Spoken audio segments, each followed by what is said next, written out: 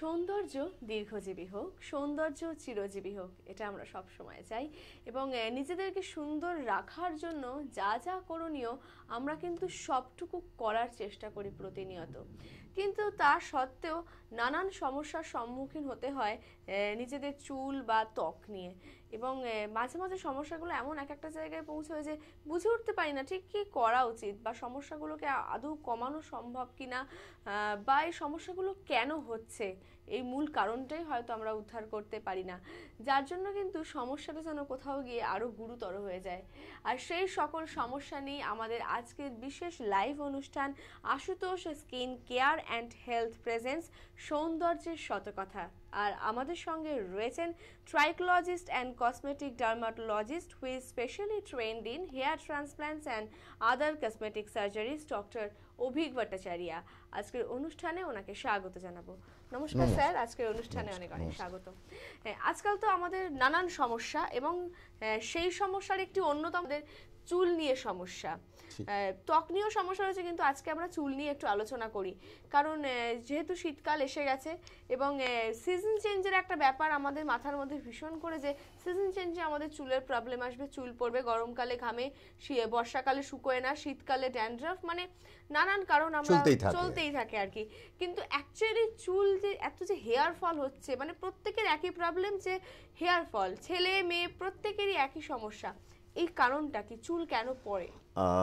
দেখুন, একটা জিনিস বলি, যে প্রথমে আমরা যদি হেয়ার ফল সম্বন্ধে জানতে চাই বা চুল সম্বন্ধে জানতে চাই, তাহলে কিন্তু আমাদের একটু ফ্ল্যাশব্যাকে পিছিয়ে যেতে হবে।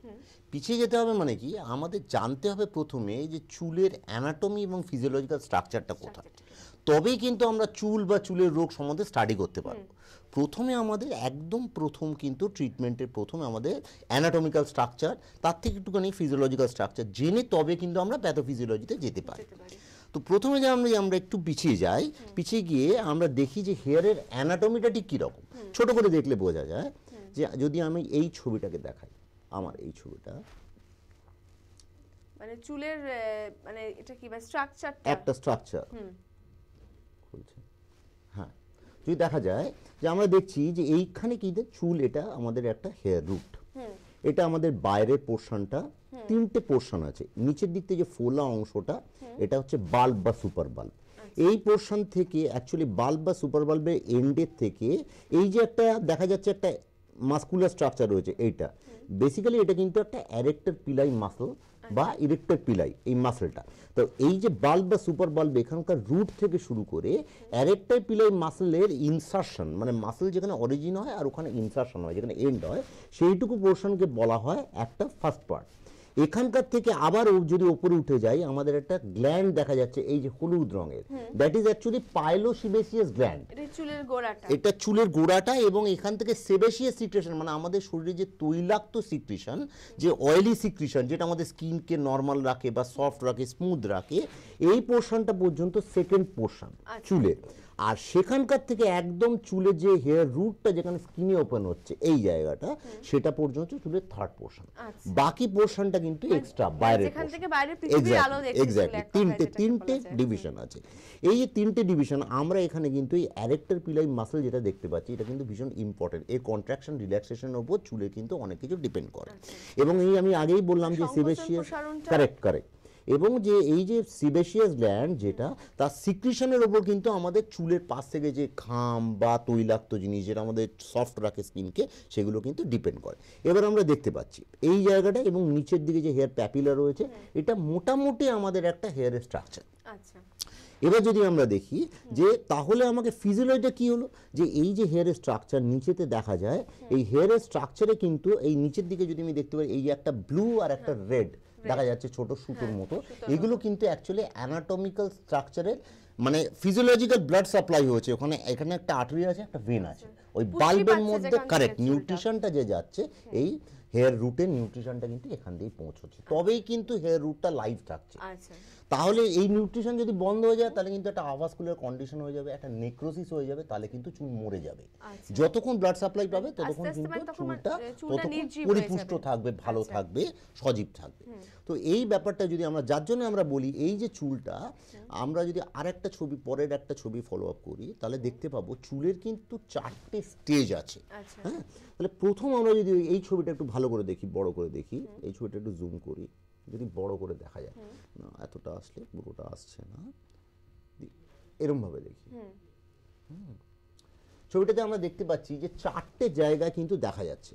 প্রথম যে ফেজটা আছে সেটাকে বলা হয় অ্যানাজেন ফেজ, ফার্স্ট ফেজটা এই জায়গাটা, দ্যাট ইজ অ্যানাজেন ফেজ। তারপরের ফেজটা হচ্ছে ক্যাটাজেন ফেজ, তারপরের ফেজটা হচ্ছে telogen phase. Actually anagen phase যেটা, সেখানে আমরা পরিষ্কার দেখতে পাচ্ছি একটা ফুল শ্যাফটেড হেয়ার আছে, নিচের একটা বাল্ব সুপার বার পোর্শন আছে, এই যে হলুদ কালারে যেটা দেখা যাচ্ছে ওর মধ্যে আর্টারি সাপ্লাই, ভেনাস সাপ্লাই পুরোপুরি ফুল দমে আছে, এবং এটা একটা পরিপুষ্ট ম্যাচিওর্ড হেয়ার, যেটা ফুল একদম টু দ্য প্রপোর্শন, পুরোটাই ফুল, একদম সুস্থ সবল চুল। নেক্সট পোর্শনে এই অ্যানাজেন স্টেজ, এর নিচের একটা, এই অ্যানাজেন স্টেজটা মোটামুটি নর্মাল একটা লোকের ক্ষেত্রে 3 থেকে 4 বছর পর্যন্ত লাস্ট করে, মানে একটা চুল যে সাইকেলে আসে তার 3 থেকে 4 বছর পর্যন্ত অ্যানাজেন স্টেজটা লাস্ট করে।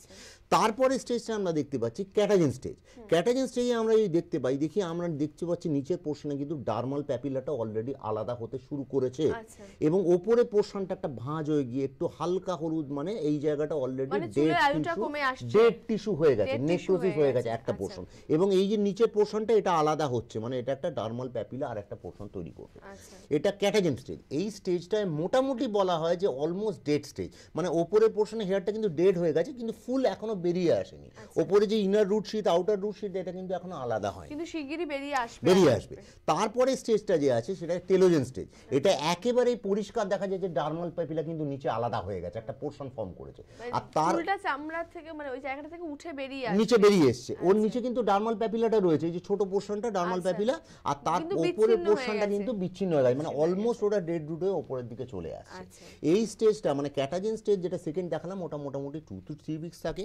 এবং এই যে টেলোজেন স্টেজ, যেখানে কিন্তু নতুন একটা চুল ফর্ম করছে, অলরেডি ডার্মাল প্যাপিলা নিচে চলে এসছে, উপরে পোর্শনটা বিচ্ছিন্ন হয়ে চলে আসছে, এই স্টেজটা মোটামুটি কিন্তু কারোর ক্ষেত্রে 3 মাস, 2 থেকে 3 মাস পর্যন্ত লাস্ট করে। এইটাই কিন্তু চুলের স্টেজ। পরের দিকে আমরা দেখতে পাচ্ছি যে আবার রিটার্ন টু অ্যানাজেন, মানে এই পোর্শনটা ভেঙে ব্রেক হয়ে শ্যাফট থেকে বেরিয়ে গেছে, আবার নিচের পোর্শনটা একটা এই যে ইয়েলো কালারের নতুন চুল জন্ম নিচ্ছে। এক্স্যাক্টলি।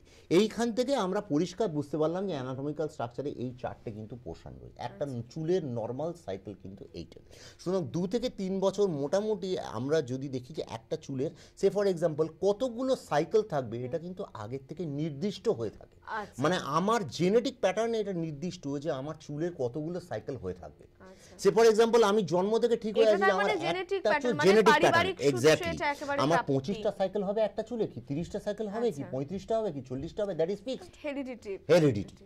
তো এবার আমরা যদি দেখতে পাই, যার কারণে এই যে ইয়েলো কালারের শ্যাফটটা দেখা যাচ্ছে, এই জায়গাটা কিন্তু অ্যাকচুয়ালি কি থাকে, যে বাল্ব বা মেসেনকাইমাল সেল থাকে, এগুলোর মধ্যে আবার মানে মেলানোসাইট সেল থাকে, যেগুলো অ্যাকচুয়ালি কালার প্রোডিউসিং সেল আমাদের বডি, মানে চুলটা কালো হবে না সাদা হবে। এই মেলানোসাইট থেকেই কিন্তু ডাইরেক্ট মেলানিন এসে এই চুলের শ্যাফটটাকে কালো করে, যার জন্য আমরা যে কালার দেখতে পাই সেটা অ্যাকচুয়ালি কিন্তু ভেতরে থেকে, ইনার রুট থেকে, মানে ইনার বাল্বের ভেতরে থেকে আসে, এটা কোনো আউটার এজেন্ট নয়। যার জন্য এই যে প্রিম্যাচিওর, অনেকের আমাদের প্রশ্ন আছে যে প্রিম্যাচিওর হেয়ার গ্রেইং হচ্ছে কি করব, বা অনেকে বলতে থাকে যে প্রিম্যাচিওর হেয়ার গ্রেইং এর ট্রিটমেন্ট হচ্ছে, এটা কিন্তু আমার মতে ঠিক নয়, লোকে মিসগাইড করা হচ্ছে। প্রিম্যাচিওর হেয়ার গ্রেইং, অনেক কিছু বলা হয় যে পেটের সমস্যা বা সেই জায়গা থেকে এই চুলের, এগুলো কোনোটাই ঠিক নয়। পেটের সমস্যায় চুল পাকে না, এটা একদম কিছুটা হেরিডিটারি, এটা প্রিডিটারমাইন্ড, এবং পেটের সমস্যায় চুল পেকে গেছে বা এটা আর্লি, এটা বরঞ্চ এটা আর্লি প্রিডিটারমাইন্ড, মানে আমার ফ্যামিলিতে যদি আর্লি পাকার ধার থাকে, আমার এই ধারটা চলে আসে, এবং এর ক্ষেত্রে কিন্তু এই কারণে কারেক্ট। তো এই জন্য এটা আগে থেকে ঠিক করে রং করা ছাড়া এর আর কিন্তু কোনো মেডিকেল ট্রিটমেন্ট নেই এখনো পর্যন্ত স্টিল নাও। এইটা দিয়ে অনেকেই এটা একটা ভ্রান্ত করার চেষ্টা করছে, শরীরের রংটা তৈরি করতে পারছে না, সেটাকে সুতরাং বাইরে কৃত্রিম থেকে, উপায়ে যার কারণেই তো আমাদের বারবার করতে হচ্ছে, এটা পার্মানেন্ট থাকছে না, যেহেতু রুট থেকে আমি এটাকে সাপ্লাই করতে পারছি না, শুধু আউটার রুট শীটটা পাচ্ছে, ইনার রুট শীটে করতে পারছে না, সেই কারণের জন্য এই রংটা টিকছে না। এই জন্য আমাকে 21 দিন বা 1 মাসে রিপিটেড রং করতে হচ্ছে, কালার করতে হচ্ছে। এর কিন্তু কোনো মেডিকেটেড ট্রিটমেন্ট নেই, এটা কিন্তু ভ্রান্ত করা হচ্ছে লোকে যে এর ট্রিটমেন্ট আছে, ভুল পথে চালিত করা হচ্ছে। আচ্ছা, একজন মানুষের যখন হেয়ার ফল হয় বা হেয়ার লস হতে শুরু করে, একজন আসলো আপনার কাছে, সেই পেশেন্টকে আপনি ঠিক ট্রিটমেন্টটা কোন জায়গা থেকে স্টার্ট করেন? বলছি, আমি আগে একটু যদি এই প্রশ্নটা দেখতে গেলে আমাকে আগে একটুখানি চোখ রাখতে হবে যে কি কারণের জন্য হেয়ার লস হয়। প্রথম প্রশ্ন হওয়া উচিত, যেটা প্রথম আমাদের প্রাথমিক, এটা তো কি কারণের জন্য চুলটা পড়ে যাচ্ছে বা চুল পড়ছে, এটা কি কারণের জন্য হতে পারে। প্রথম আমরা যে চুল পড়ে যায়, এরকম কথাও বলে সেটা নিয়ে যে তেল ঠিক নেই, শ্যাম্পু ঠিক নেই, বা সিজন চেঞ্জ হচ্ছে, নানান রকম কথা কিন্তু বলতে থাকে। তো অ্যাকচুয়ালি আমি যদি বলি যে প্রবাবল কজ যেগুলো অরিজিনালি চুল পড়ার কারণ, তার মধ্যে মোটামুটি হতে পারে যে ফ্যামিলিয়াল কজটা কিন্তু 97%, মানে জেনেটিক কজ প্রিডিটারমাইন্ড, যেটা হচ্ছে মেল প্যাটার্ন বল্ডনেস বা ফিমেল প্যাটার্ন হেয়ার লস, সেটা কিন্তু আমাদের জিনের মধ্যে নির্ধারিত থাকে, এটাতে আমাদের কিন্তু আটকানোর কোনো রাস্তা নেই। আর আজকাল তো পলিউশন ভীষণ বেড়ে গেছে, সেটা কি কোনো কজ না? পলিউশনের জন্য হেয়ার ফল হয় না। আচ্ছা, আমি একটু যদি পুরো হেয়ার ফলের কজগুলো বলি তাহলে পুরো ব্যাপারটা বোঝা যাবে। 97% ম্যাক্সিমাম কিন্তু এটা জেনেটিক কজ, এটা আজকাল বলা হচ্ছে যে 97% জেনেটিক প্রিডিটারমাইন্ড। যেমন আমাদের জিনের, আমার চোখের রং ফিক্সড, হ্যাঁ, আমাদের শরীরের ত্বকের রং ফিক্সড, আমার নাক কেমন প্যাটার্ন হবে, আমার মুখ কেমন দেখতে হবে, এই যে প্যাটার্নগুলো ফিক্সড আছে, এটা আমার ফ্যামিলিয়ালি প্রিডিটারমাইন্ড। সেরকম আমাদের কিন্তু এই চুল প্যাটার্ন কেমন থাকবে না থাকবে, এটাও কিন্তু অ্যাকওয়ার্ড, মানে আমাদের ফ্যামিলিয়াল প্যাটার্ন থেকে অ্যাকওয়ার্ড। এটা কিন্তু আমার হাতে নেই, আমি ঠিক করতে পারবো না, আমি রাখতে চেষ্টা করতে পারি, কিন্তু সেটা থাকবেই কিনা এটা বলা খুব সহজ। এটা ছাড়াও আরো কিছু কারণ, যদি আমরা যে সিভিয়ার অ্যাকিউট ইলনেস, যাদের ক্ষেত্রে কোনো টাইফয়েডের পর হেয়ার লস হয়েছে, এরকম অনেক রকম মেডিসিন নিতে হচ্ছে যাদের, সেটা আমি বলছি। এই যদি আমি এই ছবিটা দেখি, এই ছবিটা একটু দেখাই, তাহলে দেখা যাবে এই যে একটা ডিফিউজ হেয়ার লস হয়েছে পেশেন্টের। আচ্ছা, একটা ফোন এসে গেছে, একটু ফোনটা একটু নিয়ে নি। হ্যালো, নমস্কার, কোন বন্ধু রয়েছেন? হ্যালো, হ্যাঁ নমস্কার, কে বলছেন? আমি হাওড়া থেকে মধুমিতা বলছি। হ্যাঁ বলুন, একটু জোরে বলুন দিদি। হ্যাঁ, বলছি যে আমার ডাক্তার। হ্যাঁ নমস্কার। হ্যাঁ, একটু আপনার কথাটা ভীষণ কেটে কেটে যাচ্ছে। হ্যালো, হ্যাঁ একটু আপনি প্রশ্নটা বলুন, খুব কেটে যাচ্ছে কথাটা আপনার।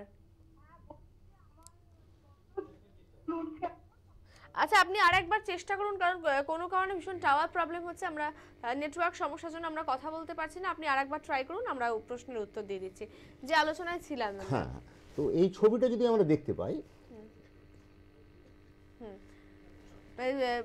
পেশেন্টকে মানে কোন জায়গা থেকে, মানে তার এটাতে দেখলে দেখা যাবে যে মানে এটা সিভিয়ার অ্যাকিউট ইলনেস টাইফয়েডের পরে যদি হেয়ার লস হয়, এই ছবিটা যদি দেখা যায়, এই ছবিটা দেখলে এই জায়গাটা দেখতে পাবো, এটা ডিফিউজ প্যাটার্নে হেয়ার লস হয়েছে।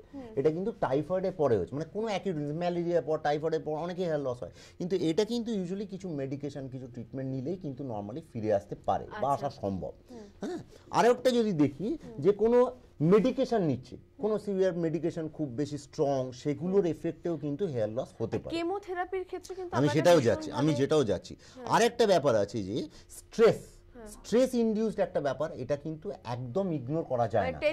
টেনশন ইনডিউস, যাদের ক্ষেত্রে টেনশন বা স্ট্রেস খুব বেশি, তাদের ক্ষেত্রে এই ব্যাপারটা কিন্তু অনেক বেশি গ্রান্টিং। এবং স্ট্রেস থেকে অ্যাকচুয়ালি কি হয়, আমাদের শরীরে স্ট্রেস যেটা ইনডিউস করে, সেটা কিন্তু মানে ফ্যাট হরমোনকে লিবারেট করে, টেস্টোস্টেরন, যেটা মেল হরমোন। টেস্টোস্টেরন কিন্তু কনভার্সন হয় ডিহাইড্রোটেস্টোস্টেরনে। এই ডিহাইড্রোটেস্টোস্টেরন যায় যখন তৈরি হয়, সেটা কিন্তু পার্টিকুলারলি আমাদের কিছু চুলের রিসেপ্টর আছে সামনের এই পোর্শনের চুলটা, যেটাকে বলা হয় ডিএইচটি রিসেপ্টর। যখন ওই ডিএইচটি তৈরি হয়, ডিএইচটি গিয়ে ওই রিসেপ্টরে হিট করে, তখন কিন্তু চুলগুলো পড়তে শুরু করে। তো স্ট্রেস কিন্তু, মানে যত স্ট্রেস বাড়বে তত ইনডিউস করবে ডিএইচটি, তত কিন্তু এটা প্রপোর্শনালি হেয়ার লসকে বাড়িয়ে যাবে। তো যত মোর স্ট্রেস তত কিন্তু এটা একটা ভিশিয়াস সাইকেলের মতো। জেনেটিক্যালি কারণের বাইরে গিয়ে এই একটা রিজন, এটা একটা রিজন পাবো। এবার আমরা বলতে পারি যে কেমোথেরাপি বা রেডিওথেরাপির পরে হেয়ার লস হয় অনেকের। যেমন আমরা যদি এই ছবিটা দেখি যে আমাদের যে ইন্ডিয়ান ক্রিকেটার আছে যুবরাজ সিং, এর কিন্তু এটা হেয়ার লস কিন্তু একটা জেনেটিক, আর একটা কেমোথেরাপি বা রেডিওথেরাপির পরে তার যখন যেটা হয়েছিল, তখন কিন্তু একটা হেয়ার লস। হ্যালো, নমস্কার, কোন বন্ধু রয়েছেন? হ্যালো, হ্যাঁ নমস্কার, বলুন। আমি অপর্ণা বলছি, আমার বয়স 45। আচ্ছা বলুন। হ্যাঁ অপর্ণা বলুন। আমার প্রচুর চুল উঠছে, আর মানে চুলটা যে ফাঁকাই হয়ে যাচ্ছে। মানে মাথাটা একদম ফাঁকা ফাঁকা হয়ে যাচ্ছে, স্কাল্প দেখা যাচ্ছে, তাই তো? হুম হুম। হ্যাঁ হ্যাঁ হ্যাঁ। আচ্ছা আচ্ছা। চুল কাটলো তবুও উঠে যাচ্ছে, চুলটা যখন ঘন ছিল কিন্তু প্রচুর উঠছে চুলটা। 45 বছর বয়স। হ্যাঁ আচ্ছা, আপনার এখন শুনুন, এগুলো অনেকটা ব্যাপারের উপর। আপনার ফ্যামিলিতে কারো টাকের ধাত আছে? ফ্যামিলিতে মানে আপনার না না না না। পরিবারে কারো টাকের ধাত নেই? আচ্ছা, নর্মালি কি হয়, মেয়েদের ক্ষেত্রে তো একদম টাক পড়ে যায় না, পাতলা হয়ে যায় চুলটা। হ্যাঁ। দেখুন এগুলো পাতলা হয়েছে, হ্যাঁ। হ্যাঁ, এবং এটা অনেকগুলো ব্যাপার ইনডিউস করে, আমি এক্ষুনি আলোচনা করছি, সেগুলো আপনি শুনলে পুরো বুঝতে পারবেন।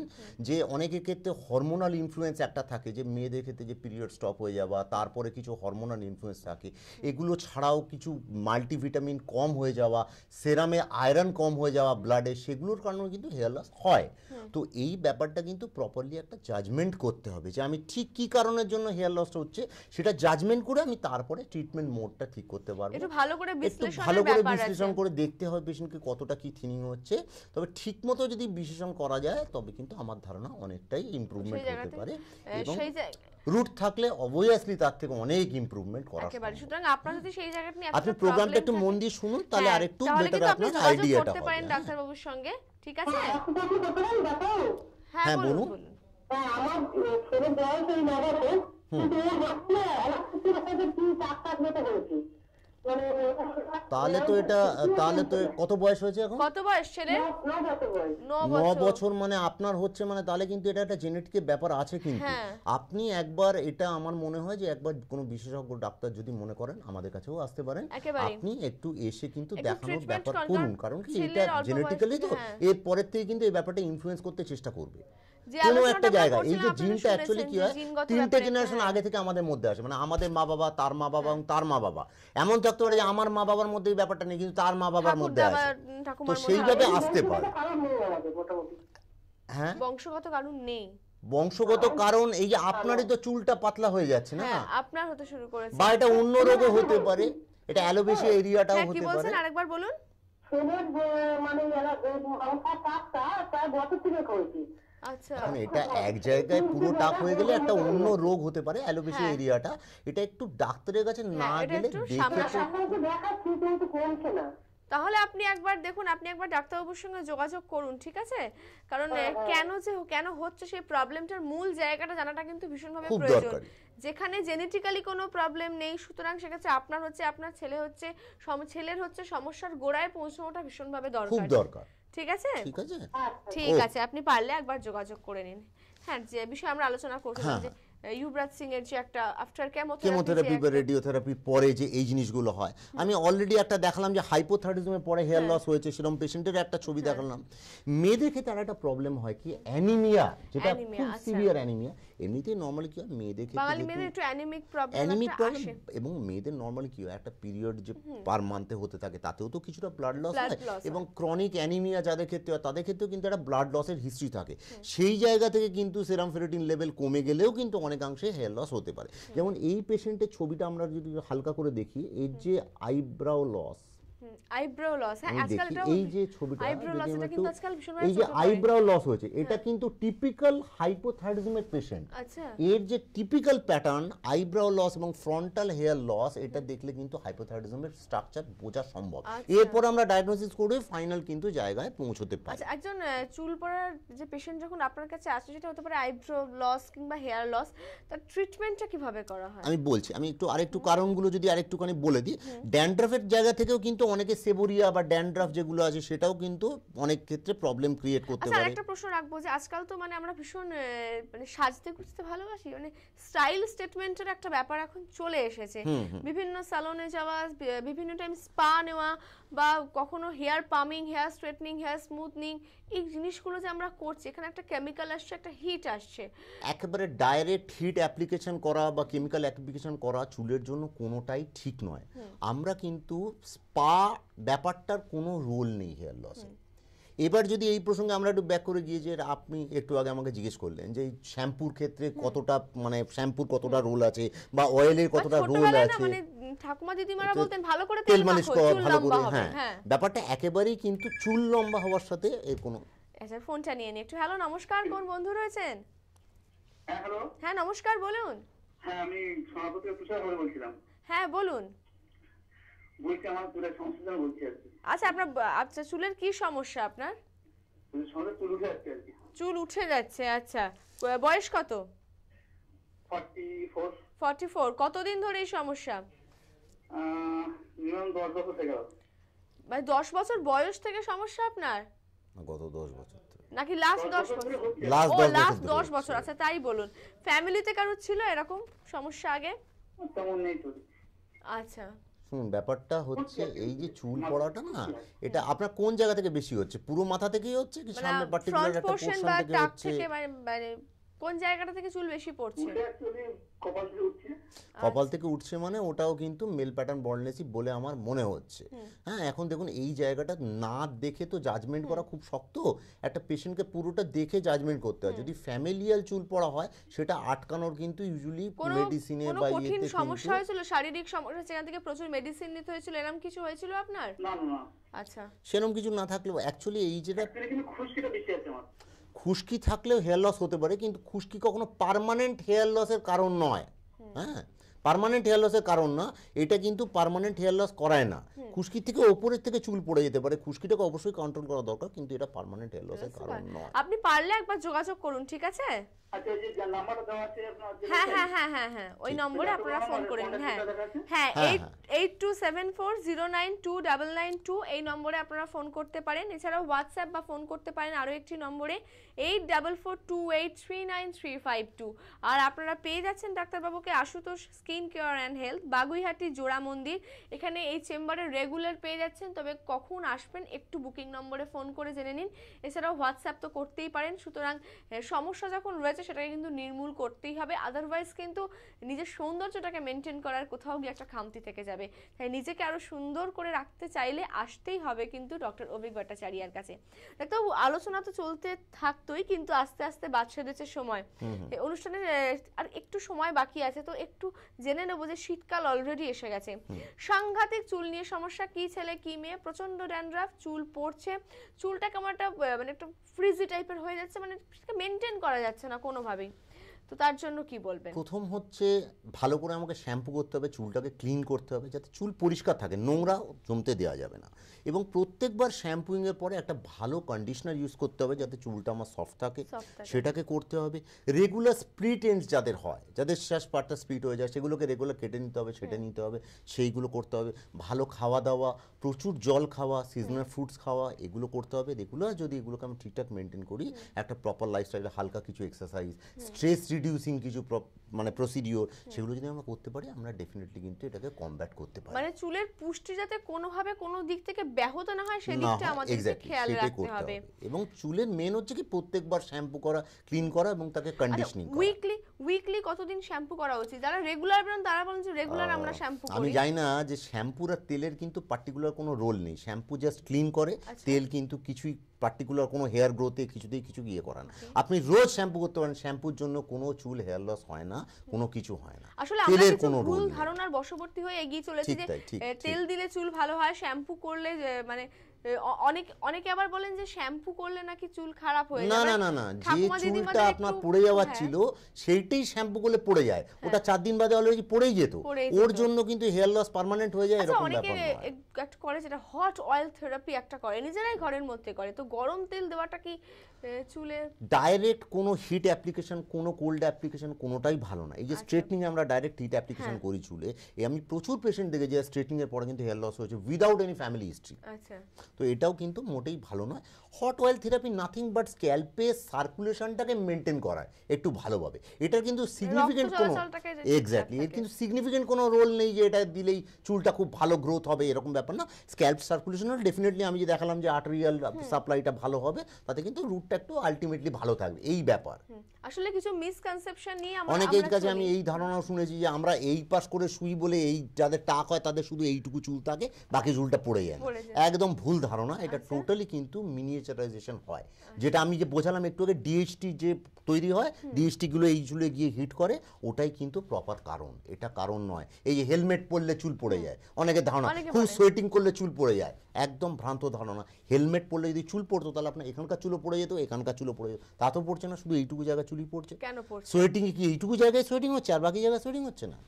সুতরাং এরকম অনেক ভুল ধারণা আমাদের মনের মধ্যে রয়েছে, কিন্তু সেই সকল ভুল ধারণা থেকে বেরিয়ে এসে একটি স্বচ্ছ ধারণা যে কেন আমাদের চুল পড়ছে বা চুল পড়লে ঠিক কি কি করা উচিত, যাতে করে অন্তত আমরা আমাদের সৌন্দর্যটাকে মেনটেন করতে পারি, আমাদের সৌন্দর্যটাকে ধরে রাখতে পারি। বিভিন্ন সময় বিভিন্ন স্যালনে গেছেন, স্পা করিয়েছেন, অনেক খরচা করেছেন আপনারা যে চুলটাকে সুন্দর করার জন্য, কিন্তু আলটিমেট রেজাল্ট কিন্তু জিরো। এবং ঘুরে এসে বলেছেন যে কই করলাম, সেরকম তো কোনো রেজাল্ট পেলাম না। তাহলে তাদের অন্তত একবার বলবো যে সঠিক চিকিৎসা যদি পেতে চান তাহলে কিন্তু আপনাদেরকে আসতেই হবে trichologist and cosmetic dermatologist who is specially trained in hair transplant and other cosmetic surgeries, doctor Abhik ভট্টাচার্যার কাছে, যিনি কিন্তু একেবারে সমস্যার মূল জায়গাটাকে ডায়াগনোসিস করে কিভাবে আপনাকে সেই সমস্যা থেকে বার করে আনা যায় সেই রকম টিপস কিন্তু আপনাকে দিয়ে থাকবেন, সেরকম ট্রিটমেন্ট আপনাকে দিয়ে থাকবেন। কোথায় পেয়ে যাচ্ছেন? Ashutosh skin care and health, Baguiati জোড়া মন্দির। প্রত্যেক দিন পেয়ে যাচ্ছেন চেম্বারে। আসার আগে বুকিং করুন। Booking number 8274092992, 8442839352। আপনারা ফোনও করতে পারেন, হোয়াটসঅ্যাপও করতে পারেন। সুতরাং সমস্যা আমাদের থাকবে, সেটা থেকে বেরিয়ে আসতে হবে। ডাক্তারবাবু, অনুষ্ঠানের একেবারে শেষ প্রান্তে এসে হাজির হয়েছি আজকে, কিন্তু অনেকটা বড় বিষয় চুল ত্বক এগুলো নিয়ে এতটুকু সময়ের মধ্যে পুরোটা আলোচনা করা সম্ভব হয় না, কিন্তু যেহেতু আমরা একটা সময় আবদ্ধ, তাই নেক্সট এপিসোডে আরো কিছুটা আলোচনা করব। একেবারেই তাই। আগামী শনিবারও কিন্তু দুপুর 3টে আমাদের সঙ্গে থাকবেন ডক্টর অভিক ভট্টাচার্য। আর ততক্ষণের জন্য বিদায় নিচ্ছি। আর যে কথাগুলো বললেন ডাক্তারবাবু সেগুলো একটু মাথায় রাখুন, খাওয়া দাওয়া এক্সারসাইজ সেগুলো কিন্তু একটুখানি খেয়াল রাখতে হবে। আর আজকের মতো অনুষ্ঠান শেষ করছি, ফিরে আসছি আগামী দিন ডাক্তারবাবুকে সঙ্গে নিয়ে। ততক্ষণ ভালো থাকুন, নিজের যত্ন নিন, সুস্থ থাকুন, সুন্দর থাকুন। নমস্কার।